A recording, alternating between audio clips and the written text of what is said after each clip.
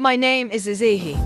I was 12 years old when my life changed forever. I was born in a small village in northern Nigeria, where tradition and culture are deeply ingrained. Female genital mutilation (FGM) is a revered practice in my community, seen as a rite of passage for young girls. The day of the ceremony arrived, and our entire family gathered at our neighbor's house. The atmosphere was festive, but I sensed a lingering unease. My mother had hinted that I would undergo a special procedure to prepare me for womanhood, but she never explained what it entailed. The procedure took place in a cramped, unhygienic room. A young cutter, barely out of her teens, held a sharp blade in her hand. I was laid down on a makeshift bed, my legs spread apart. Extended family members held me down, restraining my struggles. The cutter began to cut, removing my clitoris, labia minora, and labia majora. Blood splattered everywhere, staining the floor, the bed, and my family's hands.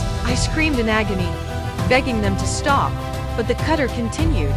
Unfazed, something inside me died that day. The cutter's eyes seemed empty, devoid of human feeling, as she cut through my flesh with precision. The aftermath was a blur of agony and confusion. I couldn't walk, sit, or even urinate without experiencing excruciating pain. Every month, menstruation brought a new wave of suffering. The small opening left for urination and menstruation made it difficult for blood to flow, causing painful clots and infections. Sex was a nightmare, a painful reminder of what had been taken from me. Pregnancy was a terrifying prospect, knowing that I would have to relive the trauma of FGM during childbirth. As I grew older, I realized that FGM was not just a physical violation, but also an emotional and psychological one. The trauma of that day has stayed with me, a constant reminder of the pain and suffering inflicted upon me. Today, I'm determined to speak out against FGM, to share my story and raise awareness about the dangers of this practice.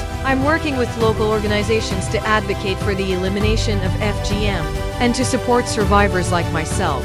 My story is not unique, but it testifies to the resilience and strength of women and girls who have undergone FGM. We are survivors, we are not victims, and we will not be silenced.